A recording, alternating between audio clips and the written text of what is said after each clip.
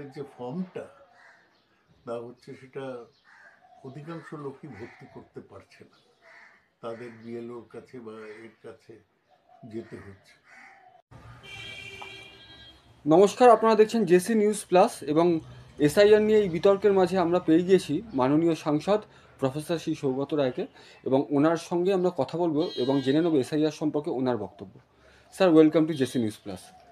Sir, SIR যে হচ্ছে, রাজ্য তো তোলপাড় এসআইআর বিতর্কে, এসআইআর কি এই সময়টা প্রাসঙ্গিক, রেলিভেন্ট ছিল না এতদিন, গিয়েছে 21 সালের বিধানসভা নির্বাচনের পর। হঠাৎ যখন সামনের বছর মার্চ এপ্রিল মাসের মধ্যে নির্বাচন হবে, এসআইআর কেন করা হলো সেটা খুব পরিষ্কার না। এতে মনে হয় যে পশ্চিমবাংলার নির্বাচনকে প্রভাবিত করার জন্য এসআইআর করা হয়েছে। দুটো প্রশ্নের জবাব নির্বাচন কমিশন দেননি।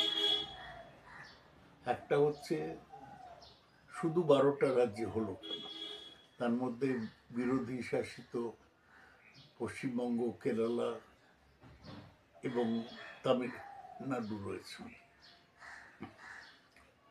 তুই এত কম সময় দেওয়া হলো কেন এসআইআর করার ক্ষেত্রে? তার ফলে এসআইআরটাই একটা প্রশ্ন চিহ্নের মুখে পড়ে গিয়েছে। আমরা এটা একেবারেই সমর্থন করি না, কিন্তু যেহেতু কিছু করার নেই, নির্বাচন করার পুরো ক্ষমতা এবং দায়িত্ব নির্বাচন কমিশনের আছে, তাই আমরা অংশগ্রহণ করছি। এবং তৃণমূল কংগ্রেসের কর্মীরা প্রতিটা বুথে রয়েছে। বিজেপি তো অধিকাংশ বুথে লোক দিতে পারেনি বিএলএ টুতে। তাই এসআইআর নিয়েই একটা প্রশ্ন চিহ্ন রয়েছে এবং সন্দেহ রয়েছে এসআইআর কিছু বৈধ ভোটারদের নাম বাদ দিয়ে দেবে।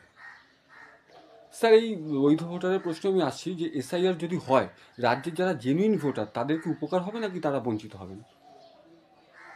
না, যারা বৈধ ভোটার যাদের নাম উঠবে তারা বঞ্চিত হবে না, কিন্তু সব বৈধ ভোটার উঠবে কিনা এটাও পরিষ্কার নয়। তার কারণ এসআইআর এর যে ফর্মটা দেওয়া হচ্ছে সেটা অধিকাংশ লোকই ভর্তি করতে পারছে না, তাদের বিএলওর কাছে বা এর কাছে যেতে হচ্ছে।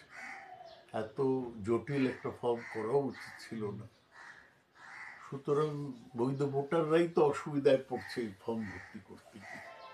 কারোর কাছে নিজের ফটোগ্রাফ নেই, অন্য ডকুমেন্ট নেই। আর ওই যে 2002 যে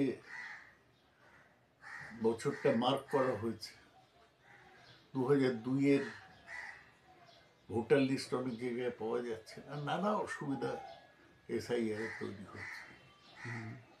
এটা হওয়া উচিত ছিল। অসংখ্য ধন্যবাদ স্যার আমাদের সময় দেওয়ার জন্য। আপনারা শুনছিলেন শ্রী সৌগত রায়ের বক্তব্য। এরকমই নতুন কন্টেন্ট দেখতে চোখ রাখুন জেসি নিউজ প্লাসে। ধন্যবাদ স্যার।